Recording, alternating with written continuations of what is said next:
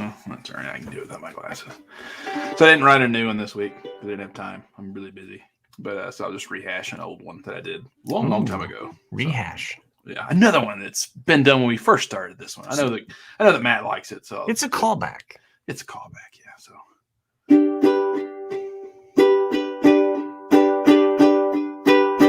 1, 2, 3, 4.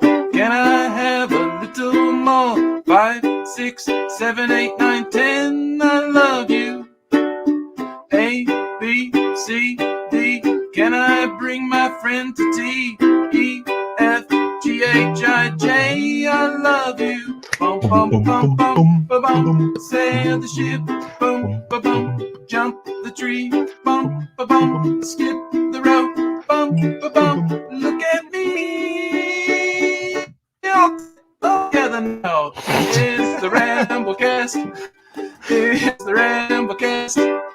It's the Ramblecast. It's the Ramblecast. It's the Ramblecast. Messed up a little bit, but no well. Very nice. Nick, that's your best one yet. Is it? I don't think so, but yeah. I like it how the Knickernet ruined it just at the perfect right time moment. It was like, Oh, did it? Oh, Damn it. oh, it had that It special was sauce. par for the course. Mm-hmm. Very good. Well, one day it'll get fixed. No, that was fun. It That puts me in a good mood. It's like a very upbeat, like it's a good one, yeah. Yeah. The Yellow Submarine soundtrack definitely gets overlooked. You know, I think it's because it's only 1 or 2 new songs by Paul, and mostly George's, like kind of ones that they didn't want. So he's like, okay, well, got to do something with them, and then the rest of it's all just orchestration by George Martin. But I like it. Yeah, I mean, it is kind of like Sgt. Pepper Part 2. Yeah, because I mean, I think Only a Northern Song and Hey Bulldog. Well, Hey Bulldog was written for intentionally. It was supposed to be the B-side of Lady Madonna, so it was recorded in early '68. Early '68. Okay. Yeah. So, but two of the 3 George's songs were written for Sgt. Pepper and were not included because they just did not think, because Sgt. Pepper was going to be huge, and they're like, you should really think about put something better on this. It's just really not the best. Yeah. I mean, it's like Rolling Stones good, but not Beatles best. Yeah, exactly. Yeah. I mean, we're up here, George. Wish you could see where we're at. I mean, he came in with Within Without You, which is one of my favorite tracks on Sgt. Pepper. A lot of people don't like it because it's Indian music and it's weird, but you just listen to the lyrics of Within Without You, and it's awesome by itself. Anyway.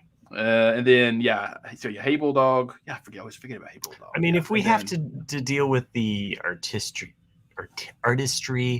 and don't get me wrong, but it's just after a while, if she's leaving home, you're like, okay, I get it. Like, she's leaving home. Yeah. Such a downer song to that A side, I like Sgt. Pepper, but it's probably the least Beatles record I listen to, just because it's to me, it's a little too much of Paul, and I just tend not to like it as much. I don't hate it. I love all of John's songs on it. Good Morning is okay, but for the listeners, like Nick actually just texted me an image of Paul getting the newspaper when Lennon died. Right? Is that what he's doing? So that's a photo that's in Paul's new book, Lyrics, or Paul Lyrics, or whatever it's called, and it was taken on October 9th. Yeah, December 9th of '80. And Linda took it from the car as Paul was walking to the newspaper stand. So you just see the back of his, looking at the papers. But it's one of those that, like, I'm sure Paul would not had wanted that photo taken, but it's one of those things like, fuck, that's a memory right there, So why was the picture taken? Did she Linda already know? Well, Linda was a photographer, and she did professionally until she got married to Paul. But so she always had her camera with her. So they knew she had the Kodak Empire. They knew at her fingertips. Actually, they're not. They're not related. A lot of people think that, but they're not related. At least that's what I'd always heard. So they found out like that night, in the middle of the night, while they were sleeping, that John had been shot. But I guess that morning when he went to get the paper or whatever, like Linda just took the photo of him going to get the paper. Yeah, there it is. Here is the photo. It took me long enough. I didn't realize we were going to talk about it. But it seems pretty apt since you just sent this to me. I think it's just your way of saying, like, look at Paul being sad. Well, she's clearly in the passenger seat there in a very British car, on the left-hand side. And that guy right there in the photo, that's mean Mr. Mustard. Yeah, I totally see it. Yeah. Chris, you've been pretty quiet. That's just a sad picture. Yeah. Hard to believe it was 40 years ago. It's nuts. Almost 41. I mean, the thing that's crazy, I remember, when... You remember watching Monday Night Football? No, I remember in 2000. I remember in 2000 when it was 20 years, and we were like, "Oh man, it's been 20 years since John Lennon died." Sure. And it's like, damn, Right. And meanwhile, you got a bunch of fucking morons all gathering around the goddamn book depository in Texas, waiting to see JFK Jr. be reincarnated to reinstate Donald Trump as president. What?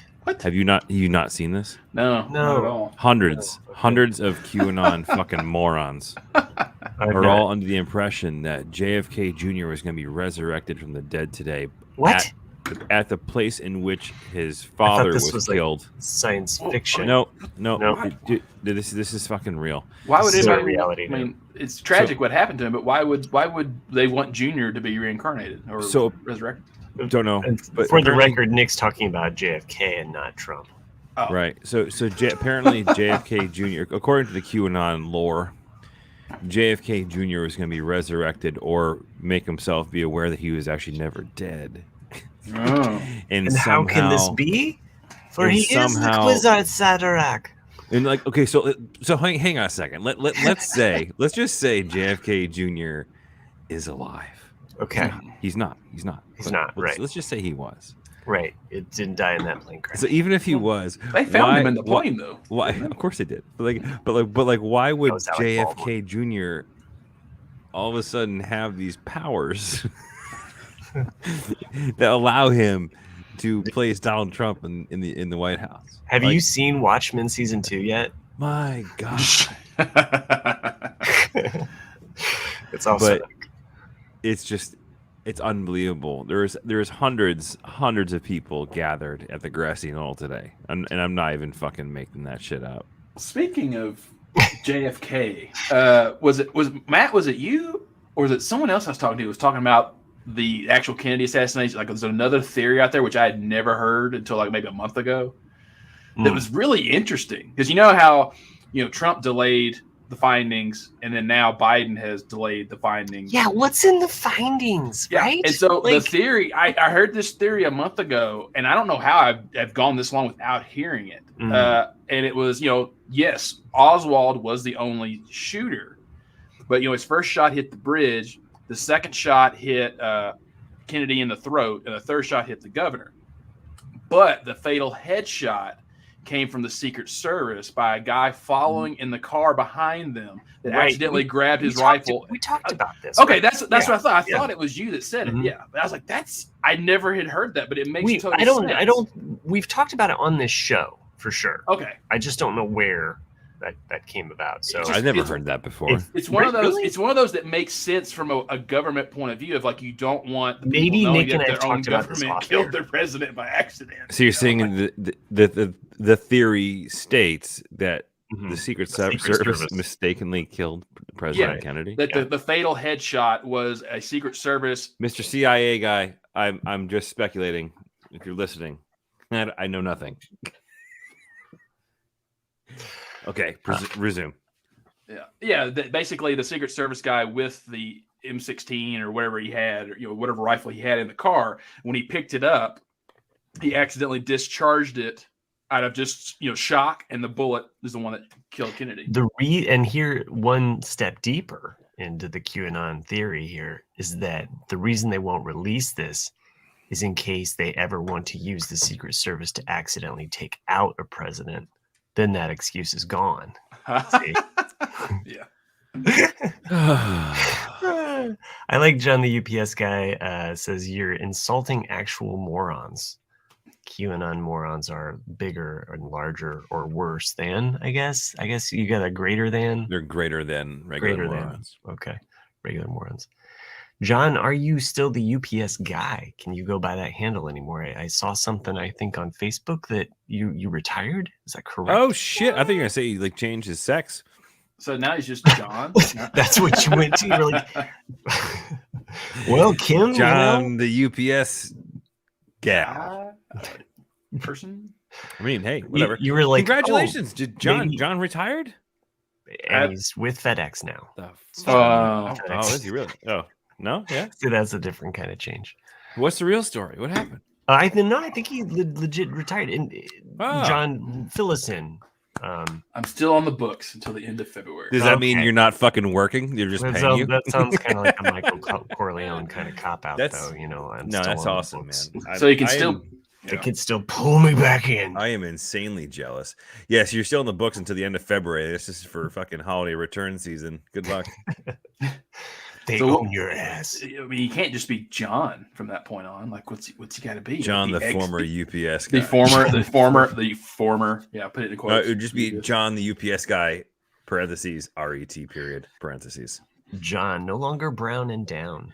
Oh, 6. He's got vacation and sick pay for 4 months. What? I love that move. Nice. That is a fucking veteran move.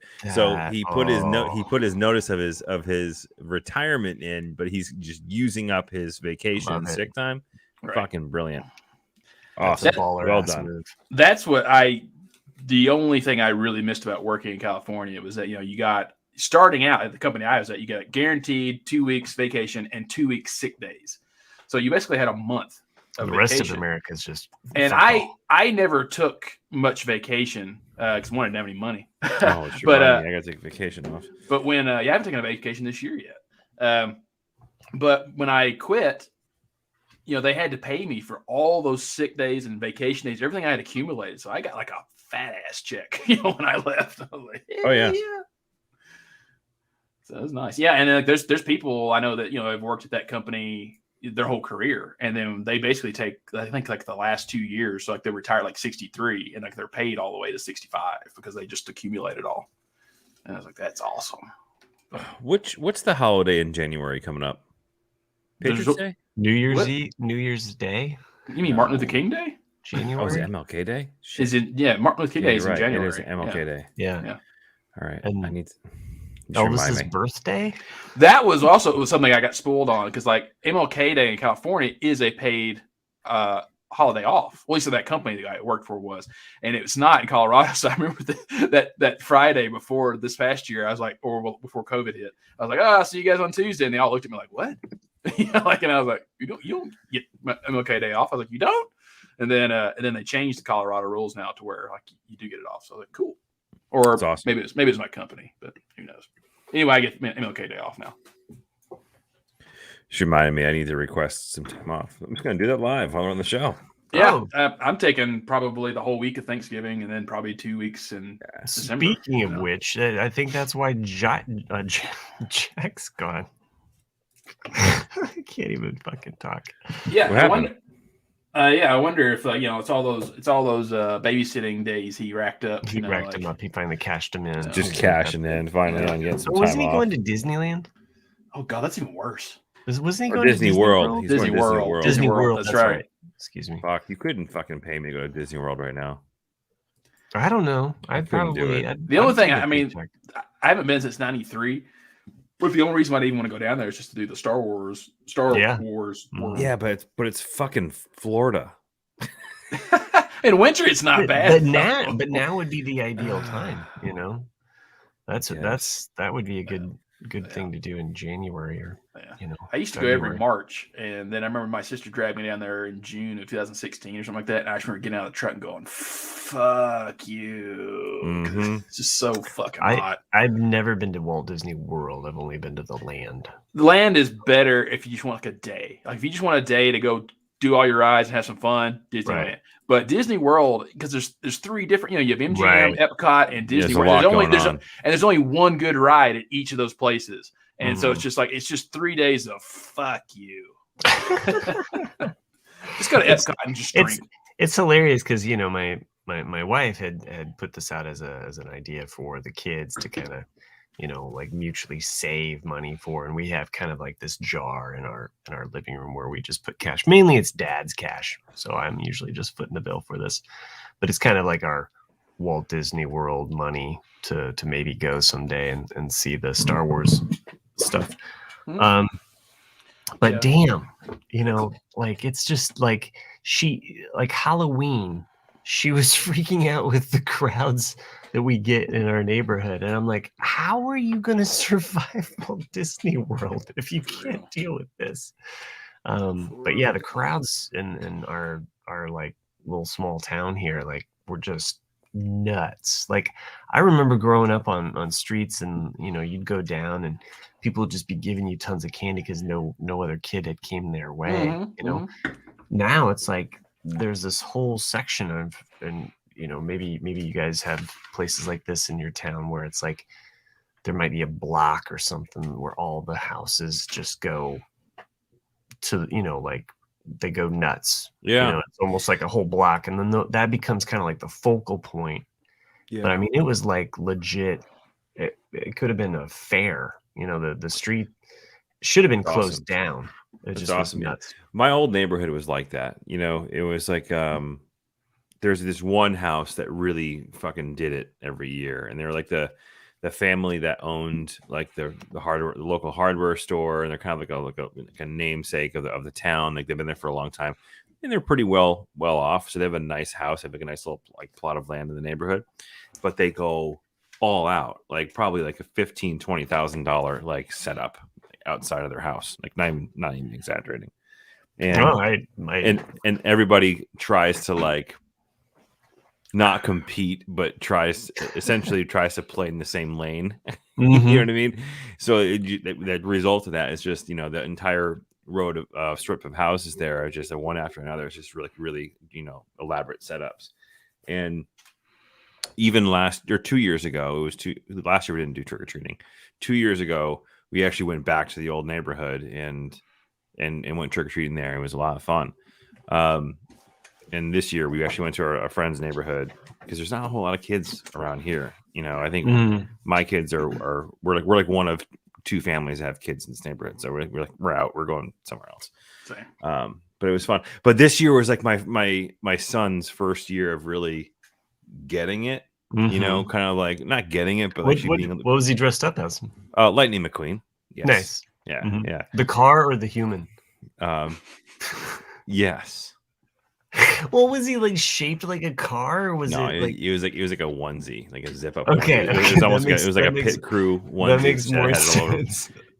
I'm just trying to paint a picture for. No, it was like I got a picture. Randy, you're right. Jack is on the broadcast tonight. He left us. Yeah. So he gets better pay apparently. The more shows he's on with Colleen, the more he gets paid. So and he needs the money because he doesn't get paid to babysit. He does not. It's a real big. Oh, what a cutie! Oh yeah. He's got his little onesie on. He's kind what's the blue? What's the blue thing? Oh, it's his bag. Okay. All the kids are kind of holding court, divvying up their candy and whatnot. Man, I miss those. Like, but this is like his first year of like getting into it, and Emma, his sister, what'd she go as? She was a broken doll. Okay. She's getting all dramatic on us. I didn't really quite know what she was getting at, but and there's 7-year difference, right? Or 7 years apart. Yeah. Yeah. Okay. So what was really cute though is that like here's some pictures of the two of them.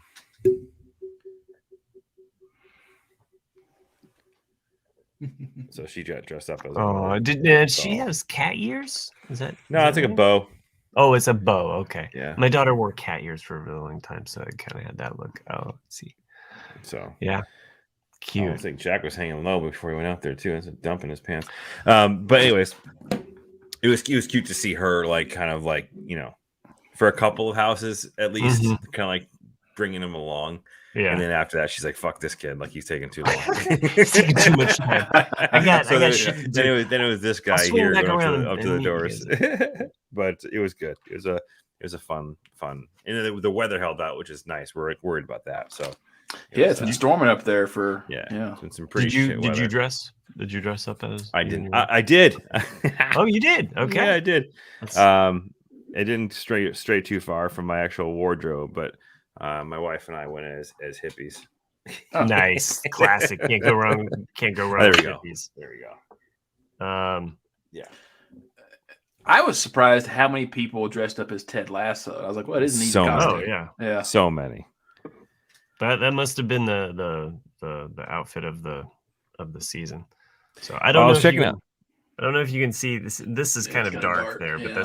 this was our family. I was dressed as a walrus. So we have this big inflatable kind of blow up, which is really kind of hanging around, which is kind of funny. Well, no, I'd wore it like a couple years ago, but we didn't do trick or treating last year, so I just broke out the walrus. Mm-hmm. Goo goo goo. The only thing with it is though the way that it goes around my legs, it's like I waddle and I can't go as fast. Kind of like wearing jeans in the snow. Nothing like that at all. Oh, okay. It is kind of nice. Prefer? Wearing jeans in the snow? It is kind of nice to have this like little bubble around you, though. Yeah, you get a little air. Yeah. Yeah. And then my son dressed up as a Jawa. Mm-hmm. So and my Did daughter he drink martinis? No, but he definitely had a lot of two teenies. Mm. I don't know. I was Where trying to go for a now? Tootsie Roll joke there. But, and then my daughter broke out the COVID 2020 outfit. She worked really hard on this bird costume last year, and then of course we just didn't really we did a little bit of trick-or-treating on our block last year, but we really were COVID, and we were just like so this year it was full on like balls to the walls, just crazy town. And I think I've talked to you guys about this, how we do a switch witch thing. Yeah, where we switch out the candy and give them like a little toy. Now as they've gotten older, they've definitely done the like, oh well, what about this, and then like keep upping the ante. Kids, you start off giving them a $5 item, and then by the time they're 15, they want a $30 item. So I like how you're sticking your middle finger up there. We don't need another fucking Hallmark card holiday. No, it's true. We don't. I got the last Halloween. Because like my office before COVID, so Halloween 19, like the kids, like the kids of the people who work in the office, like they'll all come in and like do a train of like, You mean by the kids, you mean the people that are younger than you? I'm probably the youngest person in the office, really. Oh, you mean the kids that actually kids. If you were my coworker, your kid would come to the office, and like they like it's like on like their first stop before because they get out of school at 3, right? So they're gonna go home. If they're not dressed up for school, then they'll dress up and then they come to the office for the last couple of hours before their parents get off work. And so then they'll trick or treat around the office desks. Mm-hmm. And it's when I discovered that for some reason, like I love high chews. Like they're like, I love that candy, but kids, so good. Kids apparently do not understand what high chews are. And they just look at the bowl of high chews like, what is this? I'm like, if you don't want them, I will eat this whole daggone bowl, you little shit. I had 2 packages of grape this week already. Heck yeah, grape's awesome. So good. And the stuff with the edibles that are also high chews are pretty good too. Oh yeah, high chews. Oh, good one. Yeah. Is that a thing? Yeah. I think so. Right. If you Google, if it's not, we're fucking people are stupid because that's right. It's perfect. Right there. It's in the fucking name. HIGH. Chews. Correct. Yeah. Same font. Correct. Whole nine. Yeah. Mm-hmm. Exactly. Yeah. It's like cash cow. That's man. Brilliant. We should just sit here and make weed names for like edibles stuff. Yeah. I guess I've lucked up though in that like the last place I lived at was in the middle of nowhere and no one lived in that town. And in this one, I'm the youngest person in my neighborhood, so I don't have any trick or treaters, nor do I have kids to take trick or treating. So it's like give it time. Yeah. Well, that's people will die. That's people what will move in. That's what I think, because like we lost, I think, 2 couples a month ago, and eventually this whole neighborhood, I think, rarely quick, probably within the next decade, will completely turn over. There it is. Yeah. Circle of life. Yeah. And I had patron weed names. Randy requests. Sorry, I already got them. I already got them ready for tonight. Sorry, they're not weed prefabricated. Maybe next week. You have prefab patron names? You're usually inspired by what we talk about. I did. I even had like image graphics ready to go tonight. Huh. Yeah. Okay. Next level. Hey, let's get into a different non-weed conversation. Although weeds probably, I was trying to come up with a good name for blow pops, except so weeds. So at least it's not blow pops. At least it's not blow. No, there's like blow. Instead of gum in the center, it's a nice little cakey powder. Although talking about weed might be better, but how about Why the Lost Man? Yeah. I gotta hand it to them though. This most recent episode, which last episode, the 10th, which it was hands down the best episode of the entire fucking season. Yeah, it was. It wrapped shit up, and people that you wanted to die died. So you're like, yeah. But the thing is, though, no, not yet. Only one. Not the one you think. Yeah. You shouldn't take 10 episodes to hit your stride. No, you shouldn't. You should not. Yeah. I think I'm too far back. It was so slow the whole season. I must have given up on. I'll go back and saying check that Diane Lane is still a fucking smoke show. She's always been a smoke show. Oh my God, she's hot. Didn't you talk about her on the last episode? Probably did. I think you did. But you get to see her in not just relaxed like jeans and a t-shirt. This past episode, I'm like, God damn, she looks good. It's weird when I go back and actually listen to our podcast because I both get cringy about things that I talk about, and I think fuck, I don't want to hear myself talk. But I listen to you guys more when I. Oh fuck! Like, she's only 56. Yeah. Oh shit! She doesn't look good for 56. She's always. Oh, she doesn't look good. She thought she was older. I thought she's way older than that. And I was like, God damn, she's like a gilf. But I guess she could still be a gilf. She's The first movie I remember her from. Once you get past 40, guys, just saying. No, she looks fantastic. The first movie I remember her from, she looks amazing. It was right there at that time when you're a young teenager and you start going, damn, she's hot. It was Judge Dredd, and you're just like, damn. Oh right. No, I'm kind of going down a spiral of looking at pictures of Diane Lane. Yeah. So do yourself a favor. She's the fox. So, and hey, let's all raise a glass.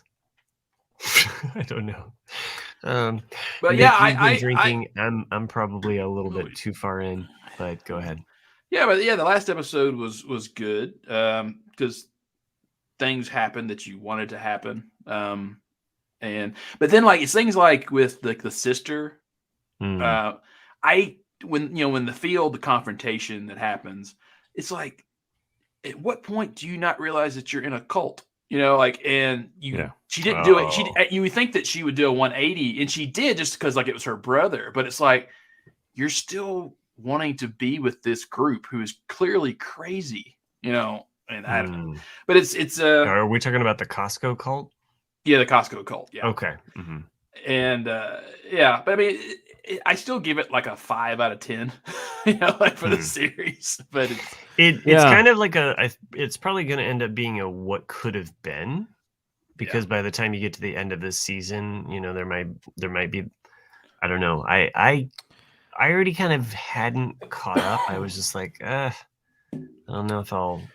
It's fucking terrible. It's terrible. It's terrible. It's really bad.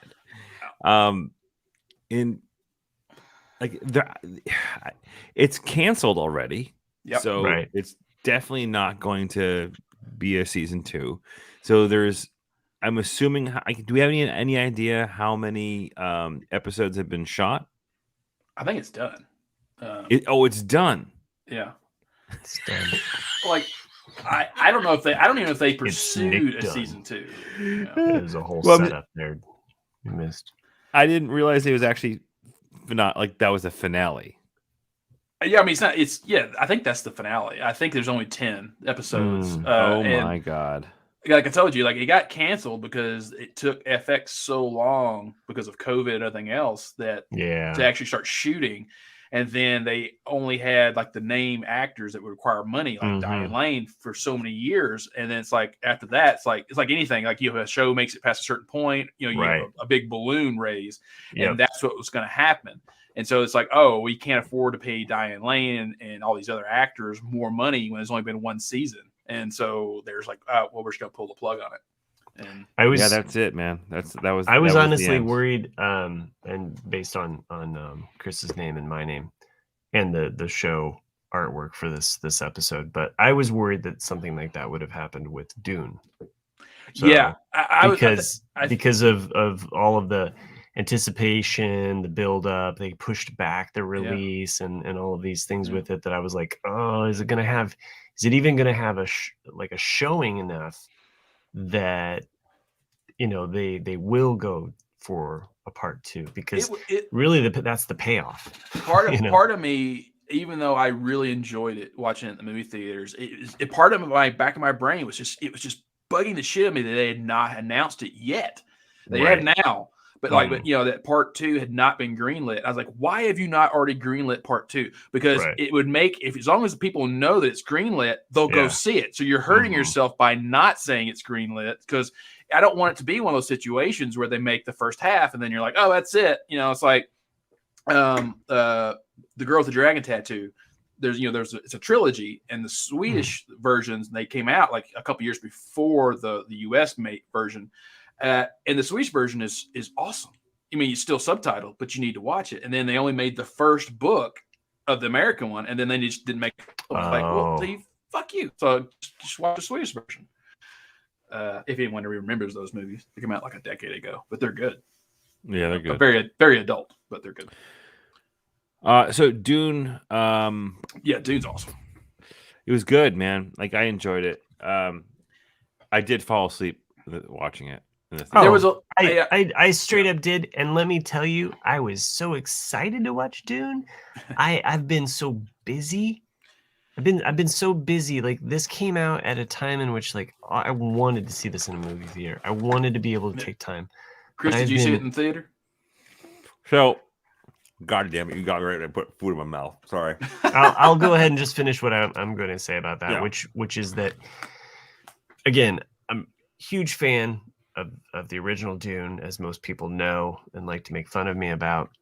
Fan of the book, and fan of the sci-fi series version. Okay, so I enjoy this story, I enjoy these characters, and I was so looking forward to this. Really wanted to see this in theaters, but I've been so busy with everything going on with my work, and it's just a lot of endless nights for me. And so I would even get home just exhausted, like my body is beaten, and I'm like, okay, I can't watch this because I know I'm going to fall asleep and I'm just not going to enjoy it. So finally I carved out a night. I'm like, tonight's the night. I'm doing it. I'm doing it. And of course, like, and I knew it too, because I was like, the first hour of the story of Dune is kind of boring. Aside from like Paul having the test of being human, it's a lot of setup. It's a lot of like chess pieces moving, and I think that's where it's Dune really fucking boring. Yeah, it's dense. And that's why I think it lends itself honestly more to a TV show than it does to a movie. Now, I know the director has always wanted to make this. He's had his own personal quest to make this movie. A lot of different directors have wanted to make a version of Dune, everybody from Peter Jackson to Ridley Scott. So, it's a revered, I think, sci-fi story. So seeing it come to life, I thought it was odd that like they did take certain cues from the 1984 version, like with some of the styles, or like maybe they pulled from some of those original H.R. Geiger like concept art or something like that. You didn't see Sting? Well, there was apparently he was going to make a cameo in this, but they never had Fade, So spoilers. We're getting into Dune here territory, but there was no fade in this book, part 1, which I was kind of surprised because in the first part of the book, he's at least introduced as like the Baron's favorite nephew. You know, you have the 2 nephews kind of fighting for his attention.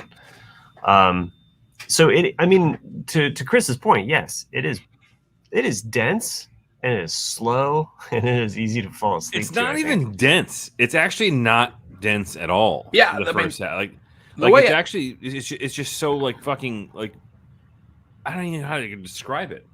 Yeah, the way I describe it to most people is like, just think of it like Fellowship of the Ring. It's just all set up for something that's going to come later and then just ends abruptly. Yeah, but that's where I think of it as Game of Thrones. Yeah, because the whole season 1 of Game of Thrones is kind of like this, like even the whole aspect of the Stark being called in to do something that he knows that is a trap. You know, that whole aspect, and I just feel it's kind of a riff off of Dune. So, that's a book and it's not read. really until I think the last hour of Dune, you know, like you get an hour and a half into it, and then you're like, okay, now like fucking shit's happening. We're into the desert, and we're into the Dune we're into the part in which the movie is titled for. Miami Mike says they need some lightheartedness or humor in Dune. That's actually interesting because there literally is zero. There's none. And there's none of the book either. It's just dry as fuck dialogue. Yep. It is not. Yeah. Well, I mean, to me, like the closest to it though. I mean, there's a couple of glimmers, and that was with Jason Momoa. Yeah. Right. Mm-hmm. Sure. Like in his character of being like busting his balls for not having any muscle on him or whatever. Like, and there was like that glimmers of like humanity in the show. And that's how it is in the book, honestly. Yeah. Like the book is dense with a lot of formality in it, and then there's a lot of thoughts and inner workings. I think it's a lot more.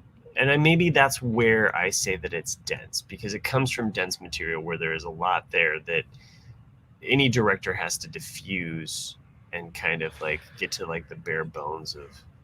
So So Nick, to answer your question from earlier, I saw it in the theater. Oh, you did? Okay. Fell asleep in the theater. Wow. Yeah. Well, because I had reclining seats. Oh, well, so did I. That's what I'm saying. Like I saw it in I saw it in one of those nice theaters because this is a movie that I wanted to see in the theater.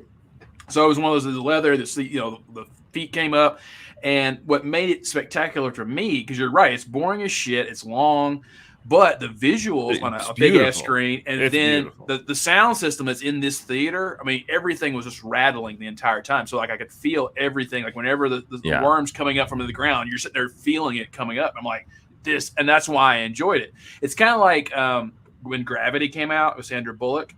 When I saw it in the theater, when the 3D was still like the fad, I loved it in the theater. When it came on TV, I hated it because like it's just like, what is this crap? Right. So yes, I went. I saw it in the theater. I fell asleep, and I actually woke up like in the third, in the third act, and I was like, "Fuck it, I'm leaving." Like, nothing against the movie. I was like, I just blacked out for like the last 15-20 minutes. I missed a lot. I'm leaving. And what's cool about that is it's on HBO. So I was able to just kind of like pick it up again and kind of, start halfway through it and watch it, which is kind of cool to be able to do that. But overall, the movie is pretty cool. Like, I mean, it looks beautiful. The sound is amazing. There was a visual effect that I think is so subtle that if you blink, you miss it. But it is how the Space Guild navigates between one world to the next. And I think for both of you watching it on the big screen, I think it translates better than if you watch it on your TV. But basically the Space Guild, their ships are kind of like this egg-like shape that has a hole through it, right? Mm-hmm. And as they travel from one point in space to the other point in space. And you visually see that through their spaceship. It's something that isn't really talked about or discussed in the books. They get into the whole spacing guild, and they have those those navigators. But in the movie, they kind of take all of that out and they just show it to you, and you visually just have to like understand exactly what's happening in that moment. And I thought it was like a really subtle, thing. There's some aspects that they included in the movie, like that I was just like that are from the book, like the whole bull's head and the whole matador and the relationship to like the old Atreides, and I think, as you pointed out, Nick, like, or mentioned, I think, to us in the private chat, like, well, this is like it's a good setup. Yes. Because like all of the falling action and all of the second half, there's some really large major moments that are going to happen to the characters. I'd tell you one thing that made it bearable for me is because I tend to view most sci-fi through Star Wars, and knowing that George Lucas borrowed a lot from Dune to write Star Wars, in my brain, I was kind of picturing this as Star Wars. Like, oh, so this planet is Kessel, and they're mining spice. And instead of having like, systems like this, like what if in Star Wars you had families that were really powerful, and like the Emperor's trying to eliminate them so he can consolidate his power. I was like, and so like I'm thinking of it this way. So in my brain, the whole time I'm watching it, I'm thinking of like how a story could go in different ways, and like, so tell me, in the book, is the Baron depicted in the same physical presence? Hey, whoa! Hey, there's Jack. Are you in a fucking hotel? Looks like it. Yeah, I'm at the happiest place on earth. And you're in Disney World, and you have better internet than Nick. I know he doesn't. It's DisneyNet. It's the best. DisneyNet. Nice. So in the book, is he depicted in the same physical form?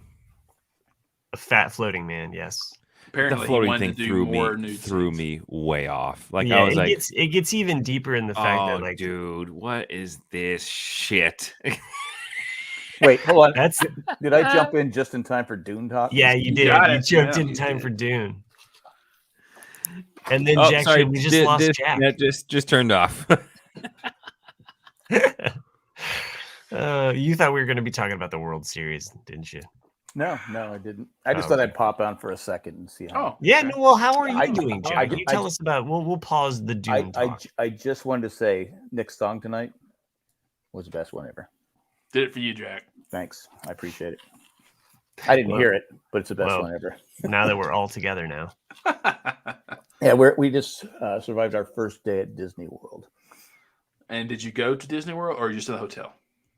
No, we went to Disney. We went to what's the Disney World? Magic Kingdom. You went to Magic Kingdom, yeah. Okay. Yeah, tomorrow we're going to Hollywood Disney. Yeah.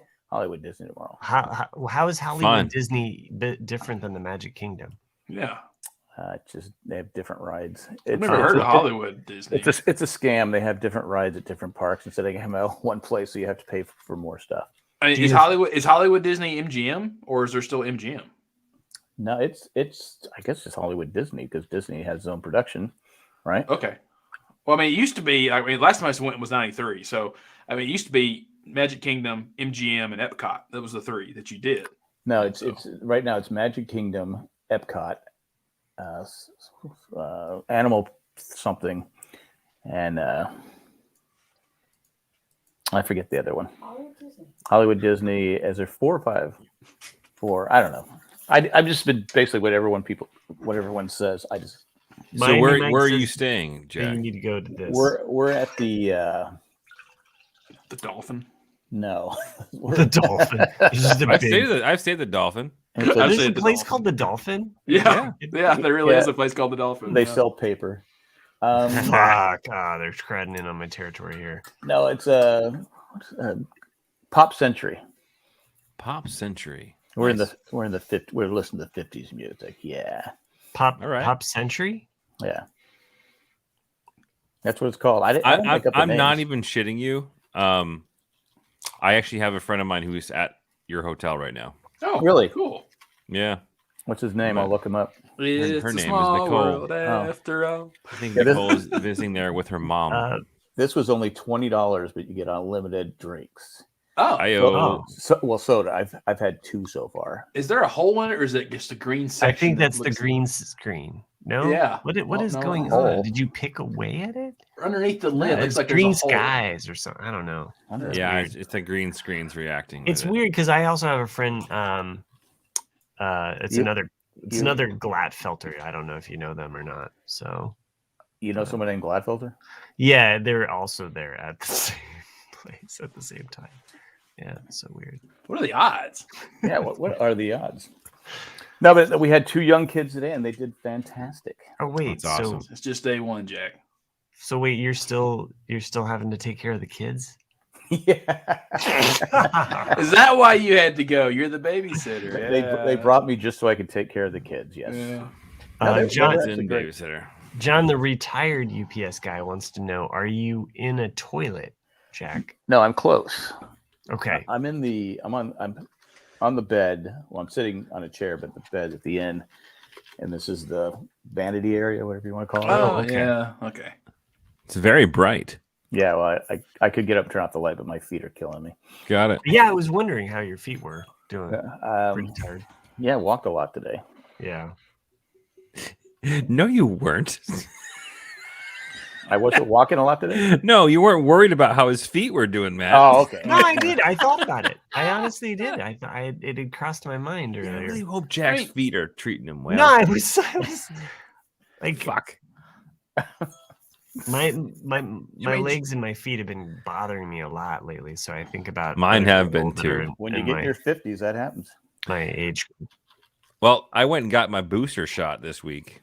This past week. Booster. Well, how did you get it? I just went on to CVS.com and said, "Give me a booster shot." As long as it's been 8 months since your second 6 shot, months. so you can get 6 months. Okay, I thought it was 8. Oh, I thought you had to be a certain age or certain. No, there goes just, Nick just spreading his disinformation. When they started when they started the booster shots, it was for the group of people who were at high risk, and it was essentially the first group of people that got it the first round, but then they opened it up to 6 months since your last. So I got that, and I felt every joint in my body the next day. No doubt. That sucked. And it's even like a half dose too. So I was like, man, imagine if it was a full one, but it sucked. That's what she said. I was gonna say this for next week, but since I'm here, the rules here at Disney World is you have to wear a mask on the rides or in any ride that's inside. Really? But when you're walking around the park outside, you don't have to wear a mask. I said, you're literally probably more crammed walking around the park than you are on the rides. But sure. But I'm like going, I don't know how people in the summertime, because summertime, I think they had to wear masks. You had to wear a mask all the time. And the logic behind a lot of that stuff is just dumb. Like I went to see the Avalanche play the Las Vegas Knights a week ago, and the whole time you're entering the stadium, the whole time you're walking, through the hallways to get to your seat at the concession stands, you have to wear the mask. But once you sit down, when you're literally jammed beside people, you can take the mask off. It's like, I'm more crammed now than I am. Yeah, I go, what's the point of having to wear the mask when you're going on the rides as opposed to walking around the park? Yeah, on the rides, you'd be moving. Yeah. I exhaled. And they're very strict because Cindy got yelled at. Oh. We were getting food and she had her mask dangling from her ear. She got to put it on. Oh, and the guy comes over and goes, "Hey, put on your mask." Wow. I go, "No, that's not Disney magic." It's not the happiest place on earth. No, but they don't put up. They don't. If you don't have your mask on, they get on you. But if you're on a like Jungle Cruise, you don't have to wear a mask. Oh yeah, because of the rock. It's outdoor. Even though you're literally sitting next to someone right. Like well, I mean, you can catch malaria and yellow fever and a lot of stuff on that ride because you're in the jungle. Exactly. And they've changed it all around. They still have backside of water, but everything else has changed. The only thing I ever remember about that ride, I remember the hippos popping up, and I remember the rhino with the 3 guys going up the pole. That's changed because it wasn't PC. How is that not PC? Well, the rhino is pretty phallic, Nick. Think about it. Okay. And the hippo is like totally feminine. Well, They fart through the mouth, you know. Well, I would go into, but I don't want to sound like a racist. I would explain why it wasn't PC. But it's pretty good to just kind of. It's pretty easy, says Matt. Yeah. Cocaine hippos. I don't know what you're smoking there, Randy. You got a lot of energy, man. Randy's back with the cocaine hippos is a reference to what's his El Chapo's hippos that he had down in Mexico. No, El Chapo. Who's El Chapo? Colombia. No, not Chapo. Colombia. Who's the guy that fucking Colombia? Colombo. Yeah. What's his name? Pablo Escobar. Escobar. He had a bunch of like cocaine in like enraged hippopotamus. I just started season 4 of Narcos. It's Narcos Mexico season. Oh, never mind. It's the second season Narcos Mexico. Nice. And I was joking the other day. I said, because I'm watching it, and even though most of it is in Spanish, I kept turning up the sound using the captions. I go, why am I doing this? You're that guy. Why can't I make the captions louder? Before I forget, Matt, you might enjoy this book. So a lot of people, it's hard to find, but a lot of people, George R. Martin, when he was starting, he tended to rip off other artists or writers. And so Sand Kings came out in 1980, which is kind of his version of Dune. Interesting. Just like how Night Flyers, which was another novella he wrote, is a ripoff of Alien. But like when he's young, starting off in his career, he was just kind of doing what was popular at the time. So Sand Kings by George R. R. Martin is. So what you're saying is that somebody else needs to write the final Lord of the Rings, or not Lord of the Rings. What the fuck is it? Game of Thrones. Game of Thrones book. Song of Ice and Fire. So then he can copy it. So then it can get printed. Well, I mean, you look. You even look. Yeah, you on screen. Yeah, it's on screen. It's horrible. But yeah, you even look at Song of Ice and Fire, which is Game of Thrones. Like all he's doing is kind of retelling the War of the Roses, and adding in medieval stuff in there. And he's basically ripping off James Taylor. So War of the Roses was with Kathleen.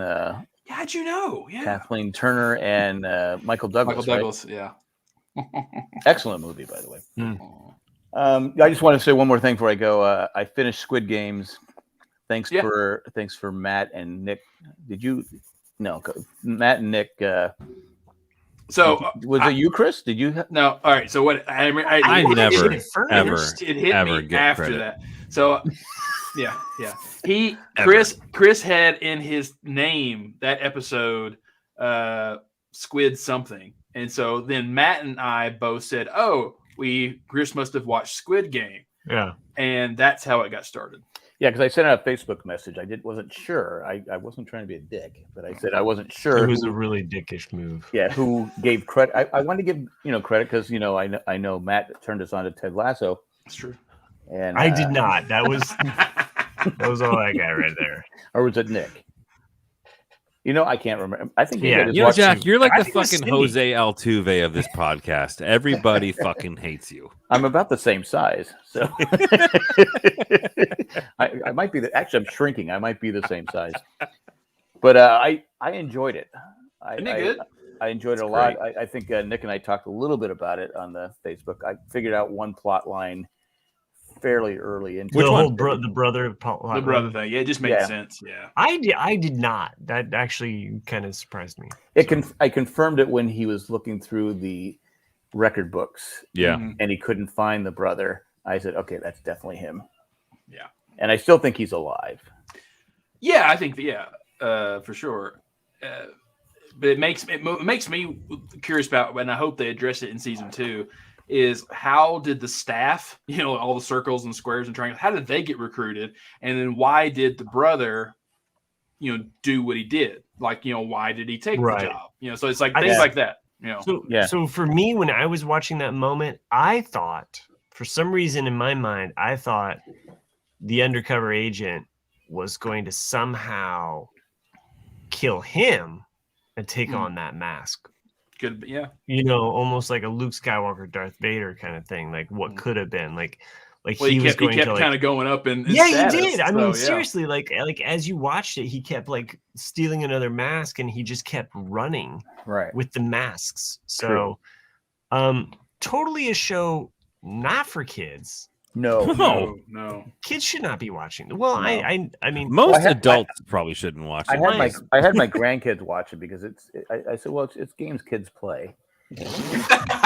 But see, this is the thing though. Like, there's a lot of kids though that are in middle school, and then like my son, he was just like, what, kids are talking about this thing, and I'm like, okay, first of all, the kids shouldn't be watching this, and then I'm explaining to him what's in it that's awful, and I basically just told him the plot. I'm like, okay, this is what's going on, and this is why people are. I forget what country it is. Of course, the whole cookie game has caught on all over the world. People are playing that one, but there is one country though where the schools had to crack down because the kids were playing the actual Squid Game. Oh wow! Where they were just knocking each other out on the playground. Well, at least they weren't shooting them. Yeah. But that was the very first scene you see is them playing it, with the square and the triangle and all that, where you have to like force and hit each other to keep from going. Yeah. But I really enjoyed it, and the person at the end, you're thinking, okay, he's unredeemable. Mm-hmm. The whole because he's a terrible father. He lives off his mom. He's just a terrible person. He's got a gambling problem. Mm-hmm. At the end, you're like going, all right, he sold me. He's not the but he had redemption. Yeah. Well, that's where Chris and I talked about last week, week before last, is that the last 20 minutes of the show frustrates you a little bit because you went from not liking the main character to liking the main character to all of a sudden you're thinking there like, oh, now he's going to make it right with his daughter. He's going to make it right with his ex-wife. Right. And then he pulls a John Wick moment where you're like, he doesn't quite go, I'm coming for you. I'm coming for all of you. But like, it's like, what are you doing? Like, no. Yeah. And I guess something else too. I don't want to spoil anyone's listening, but the who was number one? I knew that I had kind of suspected from like, I don't know, like episode 1 or 2. So I was like, one of the things I love about the show is just it's a complete mind fuck, from front to back, inside and out. Because you're thinking about it, right? You're watching this show about this crazy fucking high stakes game of kids games in which where people die, but then there's people who sit in a room and watch them and bet on certain levels of the game, and it's just like this sadistic, like people finding entertainment in watching other people die, right? You're complicit to the same and then thing you realize I'm sitting on my fucking couch watching Netflix watch these people fucking die. That's kind of fucked up. Well, I was like, oh my god, this is really weird. Well, like you said, it does have some moral, where you see the players are having to survive. They have to, like the one guy that outwits the one guy who they were friends. Oh yeah. They become friends, and he tricks him so he can live. Yeah. And he gets killed. I mean, there was an interview with that guy who he said that scene to him is what he based his character off of, even though it's later in the season. He said it's the moral of his character is just because you're a good person doesn't mean people will treat you good. And he goes, that's why like his character is very lighthearted and innocent, is because like he's that guy, and it's sad and what happens to him. But I did enjoy it. I thought it was a good. I'm glad you guys recommended it, Nick and Matt, because I really did enjoy it. But I didn't watch it with the captions. I watched it with the dubbing. I guess I should have watched it with both. It's weird that you thank us for that, but not only Murders in the Building. Like that was Chris. No, it was not.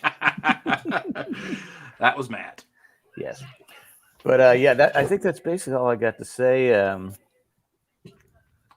Thought there was something else. I'm glad my Patriots beat the Chargers this week. Well, you're still jumping on that bandwagon. How can you? Wait, the Patriots actually won a game? Yeah, they're actually pretty good. We're not that bad. They got a good young quarterback. I mean, yeah, you're not like the Colts that lost to the Titans. Oh my God! Fuck that game! Fuck that game! Fuck that game! And Derrick Henry was out. He's out for the season. He's out of the season. Yeah. Fuck the coach for going for it on 4th and something. Fuck Carson Wentz. Like, fuck the whole game. Carson, Fuck that game. what someone say? Fuck Carson Wentz will find hate a way that to screw fucking game. things. You see that play in the where he Just when you think he is the Lucy of quarterbacks, you're like, just when you think like, oh, I might like him, he's like, nope. He's a good quarterback, but he has a 2-cent head. He does. And He does. That's what it is. Yep, it is. I mean, I had to just kind of like, but yeah, kind of, you know, you hate it when your Sunday goes bad, you know, when you're like, yeah, I'm loving the, you know, and then I was like, oh, this is going into overtime. This is kind of fun, but you know, they had that game. You know, when you don't have a team, when you don't have a team anymore, Sundays are more relaxing. Oh, you know what else is more relaxing? A commercial break.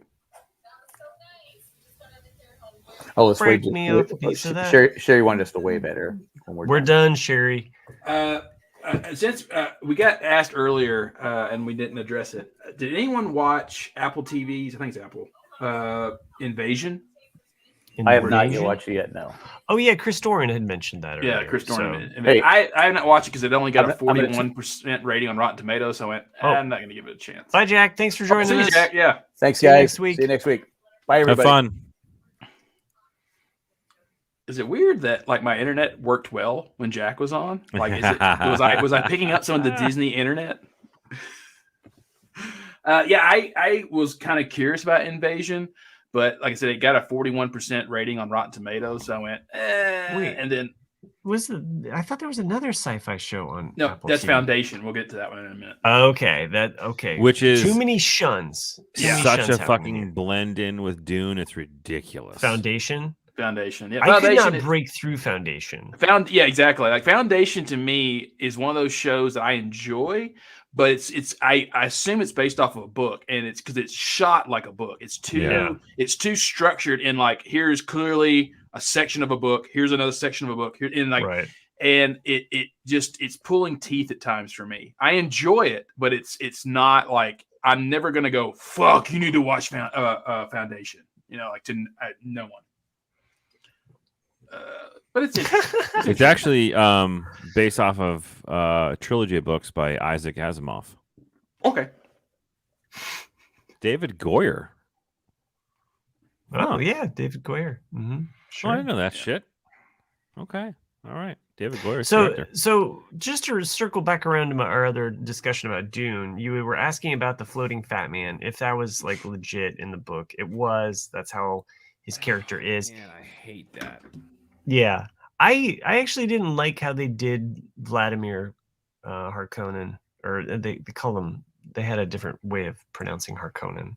So Harkeen, or something like that. They pronounced it differently than what I'm used to. But it's interesting too because in the book they're designated by their red hair. And in this, they're bald. All of them are bald, except we haven't seen Fade. They didn't introduce Fade. So Sting's a killer. So yeah, I assume that like we're going to get some of those aspects. There was a gender change with the planetologist who was played by a woman in this version, which it's fine. I mean, in the book, that character ends up being the father of Chani, or Chaney, depending on how you pronounce the name of her. I thought it was interesting that they really played this heavy beat where he keeps seeing this vision of her, and really in the book, like it's not like haunting him like a vision that he always sees her. He does see the vision of like him fighting the guy and battling Jameis, and in the book, he actually, because he kills Jameis, like Jameis had bested somebody else. And so it's like Paul inherits like these two children and a wife basically as a servant. Like he doesn't take her as a wife, but it's interesting because it's like, and I don't know if that'll happen in the next part or not, like how deep or how close they'll follow the book. It would be interesting just because it's like, he himself, you know, I mean, who they got to play Paul and Chaney is just like, I mean, they're gorgeous people. So they could breed and have the Cuisinart Satirac like those two. What I thought was interesting is how much marketing played into this movie, because you had things like these actors' names like fucking but Dave Bautista, right? Yeah, you had names like Jason Momoa, and you had Oscar Asimov, and no wait, that's Isaac Asimov. Oscar Isaac. I was combining the two. Go ahead. Then you had Zendaya, yeah, and then Javier, of which, and Javier Bardem, right? Of which they're all in the movie for less than 5 minutes. Yeah. I was like, and God knows what they got paid. I know. Well, I know. And Momoa's character dies. So yeah. Well, sorry, spoiler alert, dude. We're spoilers. Well, the character that the character that really blew my mind was Bran. I forget his name. Bran, slash Thanos. That guy. Yeah. It's like, why would you take that role? That one was the one that was really like, Now, okay, I'm sorry. It's just because I know so much about Dune and I know these characters and I know what happens to them. So I don't mean to jump into, but his character though. So again, more spoilers. Is he still alive? Yeah, I think he's still alive because you never saw him actually die. Right. Yes, he is still alive, and he plays another part in the second. Like he'll play a part in the second book for sure. Cool. Then that answers my question. Yeah. But Momoa's character. Yeah, no shit. He's gone. As well as the planetologist, which, by the way, again, who was the planetologist? She was the woman that got that was going to ride the worm, but then they shot her, and then she did the thump. That one. Yep. Okay, so slight spoilers, but as this ties to the book, it's what bonds Chani or Chani, however you pronounce her. It's what bonds Chani and Paul together is that the fact that they both lost their fathers and they're kind of going through this mourning together.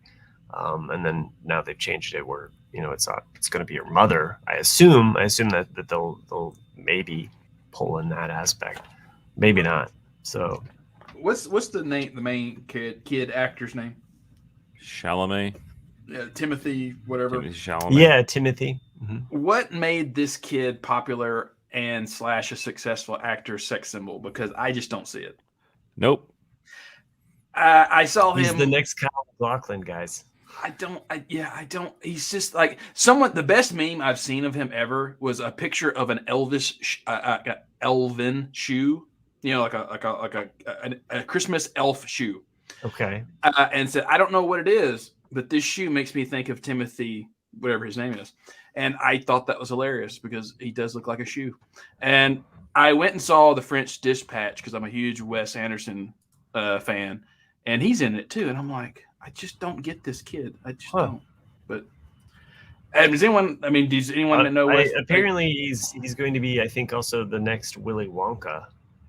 There were spoiler images. The 71 version is perfect. Don't touch it. They've already ruined it once. I think this is supposed to be like a prequel. They're doing something like what they did with the Oz story. You know what I'm saying? Like where they took like Oz a prequel. I think it's kind of like, how did Wonka get his start? It's a prequel. My favorite random ass theory I've ever heard raced pod. No, Chris. What's the name? Snowpiercer. Mm-hmm. Snowpiercer is a sequel to Willy Wonka. That's one of the greatest theories I've ever read in my life. Yeah, it's good. It's so good. I love it. I hope that'd be amazing if it was true. Would that be the kid? Would that be Charlie? Yeah, Charlie is the train developer. Conductor. Okay. Yeah, because that's why the W is still there for Wonka, but it's not really him. And then like you look at the process and the money and everything goes into it. It's like that makes total sense. It's so cool. Like it's just an interesting theory. So yeah, for anyone out there who's a Wes Anderson fan, I love him. Rushmore. Tenenbaums, Life Aquatic. There's so many that he's done. They're all this one. Grand Budapest Hotel was his last major film. He did Fantastic Mr. Fox. I kept thinking he can't top Grand Budapest Hotel. Budapest. Especially the prequel with GPH. Yeah, but this one is I applauded him for taking a risk with this one because it's basically 3 short stories in one film, and they do have some humor and some interesting things that happen in them. But the overall message of the movie, the overall message of the movie is a bit lost on the audience to me. But I still enjoyed it, and I still recommend watching it. But it's not, if you're going in there expecting Moonrise Kingdom or Grand Budapest, you're going to be disappointed. But it is good. It's just different. Anyway, I wanted to put what movie I saw today? Sure, go ahead. Addams Family 2. Awesome. Oh, the cartoon. Never mind. Yeah, it was a daddy-daughter day today because my kids' schools, town schools, are out for election day. So, nice. It's like a professional development day at the schools, so the kids get to stay home. So my daughter went and got her flu shot, and she was brave to do that because she's super, super, super afraid of needles. Oh my gosh! Got her flu shot done, and then by the way, we I went to the movie. I got a flu shot just the other day. Fucker hurt. Yeah, hurt worse than the actual COVID vaccine. COVID vaccine was just like you hardly notice it. To be fair, you only had the Johnson & Johnson. So. Yeah, it's like say, can I get the third best option? Thanks, guys. Thanks a lot. So I've been debating though. Your wife got the J&J. She did. Yeah. And she's getting a Moderna booster shot next week. See, I've been debating, do I get the booster with something else? Yeah. Do I make no? There's no debate in that. Like, it's actually proven that if you get the Moderna, better? it's literally 80 times stronger than getting another J&J. Okay. You've convinced me. Yeah, just do it. One last thing I wanted to mention, because where are we at? Hour 11. Another show I watched, which was good, I gave it a 7 out of 10, was on Netflix called Made. M-A-I-D. Oh, yeah. I had heard about this Made. Yeah. It's really good. Is it on Netflix? Right? It's on Netflix, yeah. And it's Andy McDowell. Is it McDowell? Her daughter's the main star, and she's in it as well, her mother. And it's basically, it hits a little close to home for, I know, a couple of girls I know, because they have married, abusive husbands and their struggle to get out of that. Okay. But it is an interesting series for sure. And basically what it is a woman who got pregnant, by a boyfriend, and he's verbally abusive, and she leaves him. And then the struggle of her not, having a college degree, not being educated, not having any work skills, like how hard it is for her to make it. And the struggles that any single mom has of do I go back to my abusive husband and, be financially okay, but in that hell, or what do I do? And so it's a lot of yo-yoing in the series of fuck, what's going, so it's good, but it's just, it's different. There's only one episode I did not like, and of the 10. And I won't spoil it, but it's worth a when watch. She's finally free. No, it's episode 7. It's because they Chris. So there's a character in the second or third episode that's briefly introduced, and he comes back in later, and he's totally friend zoned. And it's one of those real thing, boys and girls. It's one of those episodes or characters where you're like, why did you write this character into the show at all? Because it's like here's a good guy. Here's a good guy who's just trying to help this person, and she's being the asshole in this situation. It's like, and so it's like just don't even put him in the show. But I mean, I don't know. I haven't seen the show, but I would say that there's definitely a little bit of that element of being the good guy that's trying to help out, but then never works. It never works. Yeah, that's the thing. Is that moral of the story, everybody? Don't be a good guy. Be an asshole. Just come in. Either ignore it. Time out. Disclaimer. Okay. Except in the case of any verbal or physical abuse of a woman, don't. Thank you. Be the good Thanks guy. for clarifying. You do be the good guy. But in every other situation, Don't be the good guy. It doesn't work. Yeah, it doesn't work. It's like thanks for clarifying that. I've had a lot to drink. It wasn't a great movie, but there's a movie called Love and Other Drugs with Jake Gyllenhaal in it, where he works for Pfizer. I don't know if you guys ever saw it. It's pretty good. Huh? No. There's a scene in it early in the film where Pre-COVID. It's probably a 10-year-old movie. It's about Viagra, right? It's about Viagra. When Viagra first came out, he's like the guy who starts selling it to make money. But there's a scene early in the movie where he's like under another salesman and is smoking hot. Actually, the blonde from Vikings when she was younger. She walks by in front of him. He goes, "Hey, Lisa," and she just kind of looks at him like, "Who the fuck are you?" And then Oliver Platt's the other guy. He goes, "Her name's not Lisa." He goes, "I know that." He goes, "But every time she walks by, and I say, 'Hey, Lisa,' eventually she's going to come by and say, 'My name's not Lisa.'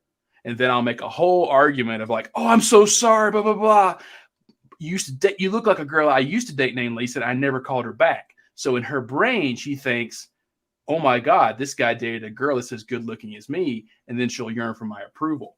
And it's like, and then all it's like, yeah, he's being a total dick, but all plus like, damn, like the mind fuck to think that way to get a girl is like, damn, and so that's but the whole movie is interesting. It's not a classic or anything, but it's an interesting perspective of like how Viagra took off, and it's a different movie. Rose shot up to new heights, yeah. Well, on that note, we could go. Did you even get that joke? What? No one got that joke. Me? Huh? I got no reactions whatsoever. I was finishing my thought, and then I heard it, and I missed like the first part. No, the delivery was not rising perfect. to new heights. Yeah, there you go. Got it. Oh, that was funny. Just so you know, 30% of all men over 40 have erectile dysfunction. It's probably more than that, but so I don't know. No, God knows what it's like for Matt at his age. Yeah, what's your percentage, Matt? Yeah. huh? You have a higher percentage. Yeah. Way higher. To what? It's all right, man. You know what? This show is 50% more likely to end early when Jack is not around. He is the actual Viagra that keeps this show going longer and gets the stamina going a lot harder. But it never goes 4 hours though. Does Viagra make the show go longer, or does the Viagra just ensure the show happens? It's just harder. All right. Real question. I don't know. I've never had to take it. Good question. Good. It is like seriously, if you keep talking, I'm just gonna leave. Shut up, Matt. It is funny though. Like I remember 10 years ago going hunting with some of my dad's friends, and like I remember them talking about the first time they took Viagra because they're all in their 60s. And they're like, "Oh my God, I took this pill. The doc gave it to me. Holy shit!" So that fucker was like, their excitement about taking this pill, after 20, 30 years of just kind of being just like limp, somewhat hard, but not full. Like, not gonna lie to you, it's like life changing. I don't need it. Yeah. But I kind of want to try it just to see what happens. I totally get it. I totally get curious. It. Yeah. It's like I've got friends down closer to Denver, and I don't know why they hit me up, but they're like, "Nick, do you have any acid?" I'm like, "Yeah." and they're like, hey, I don't know why they reach out to me, but I don't know why they reach out to me, but they're like, "Well, we've got there's 3 of us down here, and we've never done it, and we kind of trust you, so we don't know if you have any. Like, would you recommend this? And like, how much should we take?" And I'm just sort of like, okay, like I'm gonna give you some, and it's up to you. There you go. So I meant to bring up a couple of shows I may or may not have mentioned it last week, but either way, here we go. So there's 2 shows that I watched on Netflix. Maybe it's a combination of HBO. One, I don't even fucking know what streaming service it was on, but it's a documentary about Nickelodeon called The Orange Years. Oh, I don't know that one. Okay. And it's fucking fantastic. So I forgot. Is it might have been? I don't even know it. Whatever. Check, Google it. But it's a really kick-ass documentary about how Nickelodeon started and how they start off this fledgling, cable access company that had to fight for content because all the major, content providers were all selling to broadcast media. They didn't want to join in the cable fray. But it shows like the progression of the station, of the programming, of the leadership, and how they really changed their focus on what they wanted to deliver for a product, and how it turned into what it is today. Complete trip down memory lane. If you're a child of the 80s, like Nick or I, or the 60s, like Matt, like you actually will really appreciate like a lot of the shorts that they kind of like bring back, and like you'll listen to and you'll watch, and all of a sudden you're gonna be like, I remember this fucking short like it was yesterday, or I can sing along with this jingle, and I know the words. It'll happen, and it's just a real, it's a fucking delight to watch. And I've actually on my second watching, because I got my wife to start it with me. It's a really, really good documentary, and it makes you appreciate Nickelodeon a little bit more than maybe when you were a kid. In the Miami Mike in the chat says, what show is that? It's a documentary called The Orange Years. I forgot, like I don't know which streaming service it was on, but I'm still confused of what Randy's going. The B&J was the best one. I'm like, what B&J? The B&J. What were we talking about at B&J? Don't know. Okay, maybe you can clarify that, Randy. And then the second documentary I watched was Kid 90.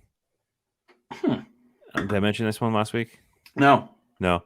So Kid 90, Soleil Moonfry, like when she was younger, in her preteen and teenage years, always had a camcorder on her, and she would film everything, of her in between, like, filming, Punky Brewster or whatever she was involved in, and kind of like hanging out and living the teenage life of somebody who's, in a high profile actress at the time, and the company in which she held with all of her friends, also teen actors that we all know and used to know.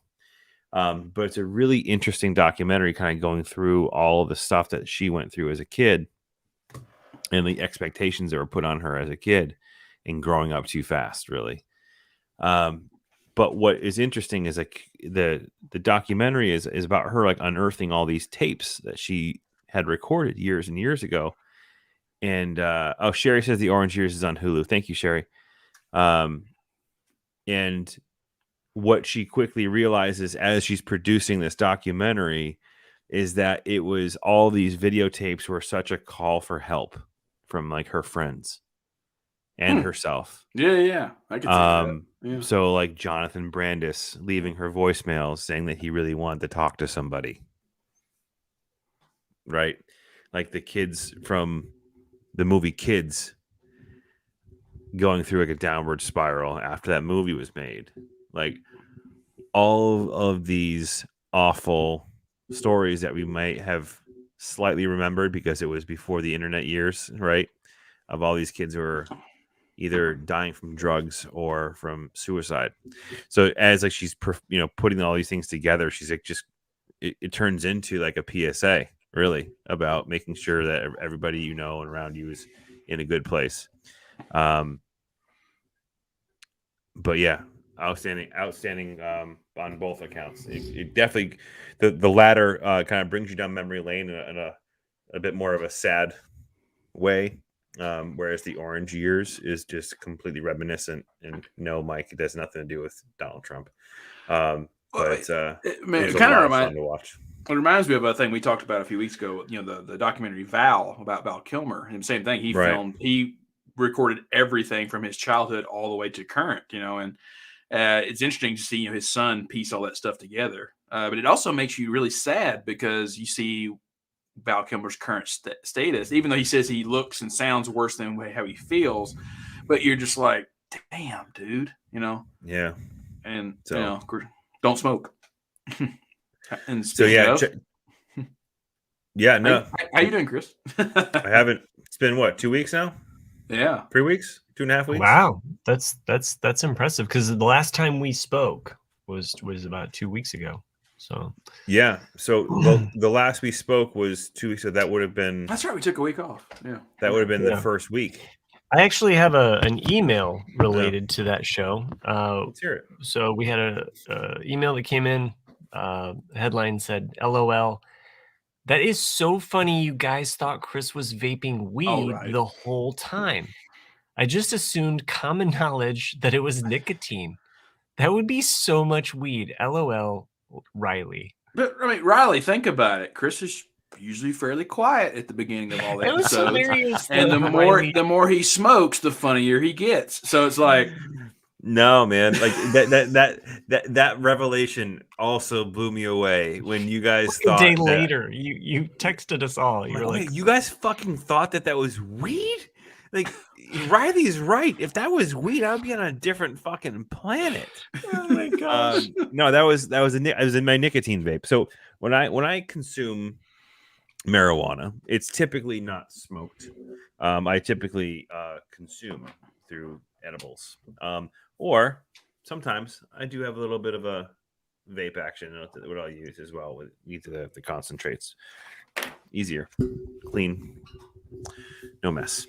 I should have known because I've actually at least seen the difference between the two. And when you do vape anything that's it's weed related, it's not a heavy cloud. And when you would actually vape nicotine, there'd be this kind of cloud. Yeah, it would take over the screen.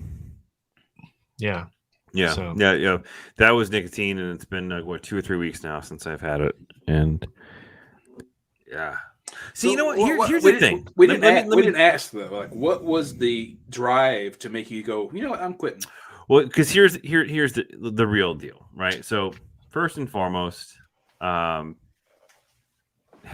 right? Mm-hmm. So nicotine on its own is not a terrible thing. It's a stimulant, a la caffeine, right?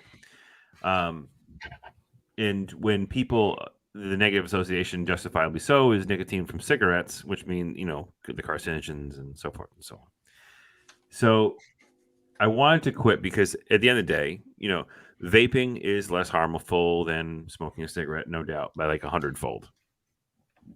Not doing either is also significantly less harmful. Right. So I mean, it's simple math, right? It's obviously not having it in my life is better. And yeah, and good on you for doing it now. Yeah, and my kids have never seen me do it. Oh. Ever. My daughter, I mean, I've been doing it for 8 years, I've been doing it had been doing it pretty much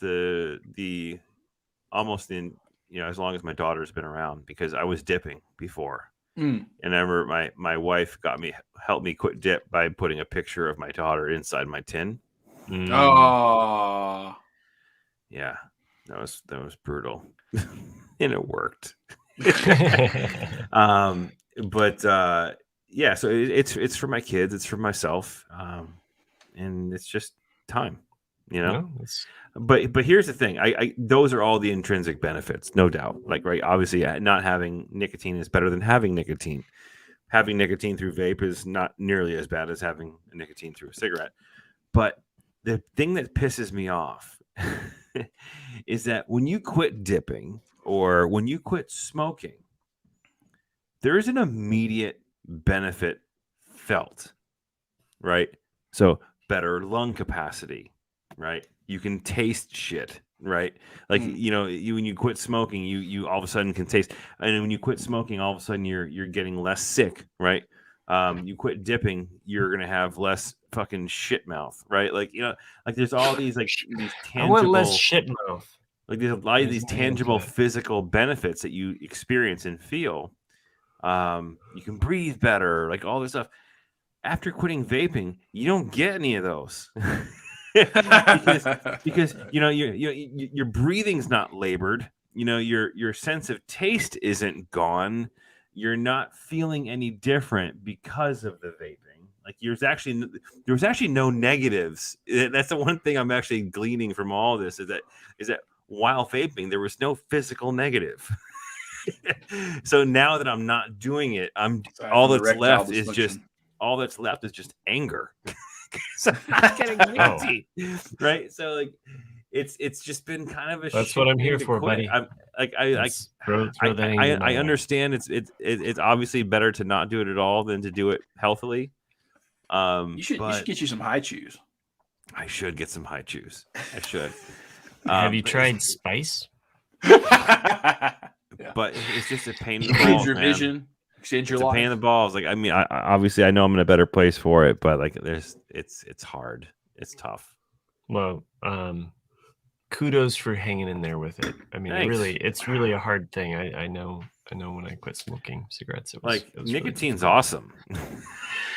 Yeah, I did the patch. So I slowly weaned myself off with the patch, and I did a lot of drinking of wine and smoking weed. Yeah, see, what's crazy for me is that I've had like a healthy diet of nicotine for half your life. Yeah, I mean, often there's some off and on spots in there, but like before I vaped, I was definitely dipping. I dipped because I played rugby and I couldn't smoke and played rugby at the same time, where I would be fucking toast. And you were dipping dots too. Oh, wait. How do you dip and play rugby? Because like you can't swallow unless you're swallowing. No, not simultaneously. Oh, okay. I mean, like during rugby season, which was 2 seasons out of the year, we played spring and played fall. I couldn't smoke because if I smoked, I wouldn't be able to play. Right. Like you just. Yeah. But this is also 20 years ago. It was a different time. Like where I would be fucked up if I even tried to play. And that's when I started. That's when I got into dipping, and then after that, there's some off and ons of back and forth. But I mean, one way or another, there was nicotine. And then the vaping happened. Actually, it started like about 8 years ago, and it's been great. It's been awesome because it helped my lungs, it helped my mouth, it helped everything, and now I'm done with it. So go figure. One last thing I want to talk about before we close, because I'm sure Matt's itching, is I'm sure that all three of us saw the trailer for Book of Boba Fett. Oh, you want to talk about this shit right now? I mean, it's a trailer, Matt. We can talk about it in 2 minutes. I'm just curious, thoughts and expectations. And looks campy as fuck. Yeah, that was my kind of feel too. I was like, okay, I don't want it to be weak ass Boba Fett. I want it to be fucking ruthless Boba Fett. Okay, so here's the thing. It's taken us an hour and 30 minutes to get to what, as 3 Star Wars fans, we should all be like, fuck yeah, man. I was trying to respect Jack. No, but I mean, like, seriously, like, we should have all been like clamoring to talk about like fucking weak. Yeah, I mean, that's why I was not clamoring. I wanted to see like from the trailer. That's what I want to see. I want to see his glove come out of the Sarlacc pit. Yeah, that would. You know what I mean? That would have been a cool opening shot, just like right. Yeah, that's what I expected to happen right after whatever we saw right there was like his glove or something. I don't know. I want to see young Boba. You're not. I want to see. Even in a flashback. You're getting fat Boba. I know we're getting fat Boba, it's but I want to see Mandalorian Boba Fett. It's the Book of Boba Fett. You're telling me that the Book of Boba Fett doesn't include a chapter? It's just one chapter. Fuck that shit. No. We'll see. I want to see. Okay, well, from what I saw, I was like, this is some Star Trek Deep Space Nine bullshit. Okay? You're like, we're going to talk to all the houses and stuff like that. It's like, okay. And then we got some cool Fennec moves, but whatever. Like, there was nothing. There was no Boba action that made me say, oh, this is so badass to the wall, Max. You want to know what looks better than This is why Mando season 3 was delayed? What the hell? Yeah. Go ahead. Yeah, go ahead, Chris. What looks better than Boba Fett? I'm gonna say this right now. Yeah. This could get me fucking murdered in some circles. But the animated Star Trek cartoon on Paramount looks better than Boba Fett. Huh. Oh. Look it up. Okay, I'll look it up. Look it out. Look it up. Check it out. Move it on. Up. I'll check it out. Yeah, it just I was super excited to see it, and I was like, "Oh, I'm gonna get home. I'm gonna go to work and watch that trailer. Watch the trailer." I sat in my car and watched the trailer. I'm like, I fucking waited all day for this shit. Right. The fuck? Yeah. No, looks dumb. It looks dumb. Like it actually looks bad. And when you have a trailer, like a teaser, yeah, the teaser is intended to fucking tease. Right? Like, what the fuck was that? Every shot of Jabba's palace, I'm down for. Great. I'm okay. There wasn't real. It was CGI. But I'm just saying, like, I'm enjoying where this is going to take place and what we're going to see, but you didn't show me anything that I don't already know from watching the very last 2 minutes of. Exactly. Yeah. You know what I mean? Like, I'm not getting anything more other than, okay, Fennec's there, you're doing this thing. Like, again, there was nothing badass that like made us say, wow. Jabba ruled by fear. I rule by respect. And it's like, all right. Yeah, like I felt like everything they were trying to make it look cool was just kind of like just really grasping at straws, and I was like, yeah, exactly. Like, I think Matt, you hit that perfectly. Is that the last couple of minutes of Mandalorian was really enough, and then this trailer did not provide me any comfort that this show is going to be great. It's just kind of like, okay, you could have shown me 2 minutes or even a minute solid of dialogue and action, just a solid straight clip from the show, and I would have been probably more happier. Or maybe not. Maybe not. I don't know. Maybe it's that bad. Maybe. You know what's not that bad? Ending the show. You know what I'm saying? It could be bad. I mean, we could continue talking because clearly I'm sure Jack's not here to make fun of me. So. And it's true. It's just we are kind of missing an element, aren't we? We are missing our man on the scene, our instigator. If you enjoy what we do here, why wouldn't you? Some of you join us live, and we appreciate that. I look forward to next week when we have to recap everything we've talked about this episode for Jack. Right. Yeah. We are definitely going to talk about Dune 2.0 next week, so bear that in mind. No, thanks for joining us.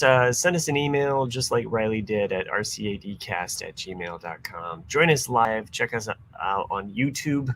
Follow us on at just the Ramblecast After Dark. Isn't Riley our fan from Down Under?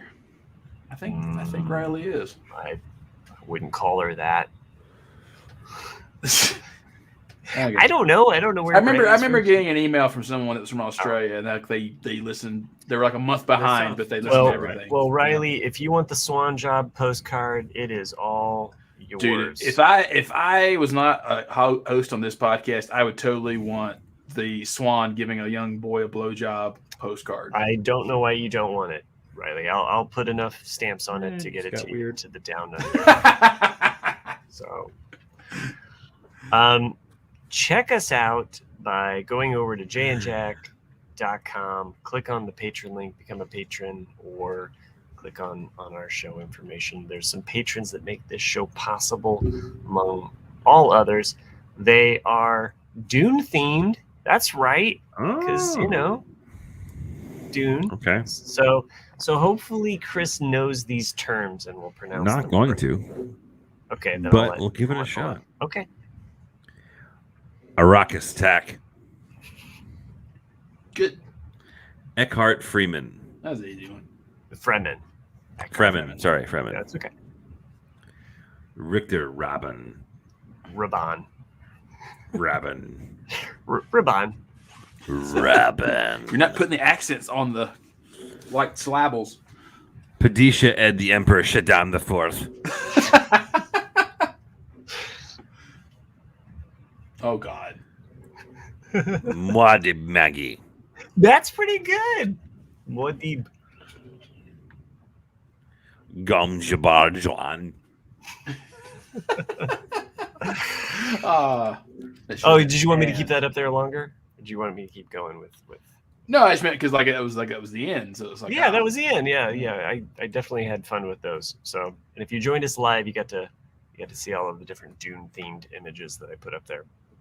So, For once, the Joanne was easier because there's like also the Bene Gesserit Joanne. That would have been the easy one too. So there's a lot of cool Dune names. Chris, that's always that's how I see Chris's face on here. So thanks for joining us live. Yeah, go ahead. One of the things I thought was odd that they did not explain in Dune is the shields that they wear, the protective shields. That's the reason why they're a sword-centric culture is because guns are irrelevant because of the shields, because the bullets wouldn't pierce. So that's why it was swords. I felt that was something that should have been addressed, but they never really talked about it. Yeah. But anyway. It doesn't really go into too much of that in the book either, except for the fact that when and this would just play out as far as like if you were a knife fighter or a sword fighter, if you have a shield and you're going up against someone who's a Fremen who has never fought with a shield, they're going to be a different fighter. And so as Paul is like actually facing the knife fighter at the end there, he's facing off against someone who actually has a different fighting technique altogether. So and he's unfamiliar. He also thinks that he has the upper hand because Paul's young, and he thinks that he's just like some kind of like. Yeah, that scene to me was, I got it, but I felt it was rushed. Because like all of a sudden it's like, oh, she bested you, so now you're no longer leader. I challenge. And you're like, it just needed a little bit more explanation. I felt, because it's like all of a sudden it's like, oh, so now he's fighting because his mother doesn't want to fight, and so basically like he was protected in that siege. He was protected by those people, those Fremen. Paul was, but the mother wasn't, and so her water would have been valuable, and Stilgar was basically like, well, you can fight, so you're a badass, so you're accepted because you have this fighting technique. Talk about a throwaway role for Javier Bardem, though. Yeah, that's what I'm saying. Like, yeah, there's a lot of like really good actors that are in the movie, and that was to me, it was like, what was the motivation aside from money to want to be? I actually didn't realize it was him until that scene. Yeah. I knew. Yeah. The only scene I thought was really interesting was, the first time that Aquaman brings Javier in, and he spits, and then like, the cultural misunderstanding of like, oh, thank you for giving your moisture from your body, as a sign of respect. Like, oh, that's interesting. Well, he's going to play a larger role in the second. Oh, no doubt. Yeah, just like so many. It's just like Zendaya. Like people asked her what she thought about Dune. She's like, "Well, I'm hardly in it." And you're like, "Oh, yeah." Our listeners are just annoyed, and they just want us to roll the Dune credits. So really, how do you know? I think they're all out there going like, "Just keep going, man. Just keep going." This is a great show. We didn't even need Jack to keep this show going. Well, seriously, I knew that we would get to talking, especially when I get Dune hard like this. So, all right. Use a little bit of Viagra. I did. It's the little blue pill next to the red one. That must be why you walked off for a few minutes. Yeah. I did. I had to jack it off. So, all right. On that note, great show, kids. It was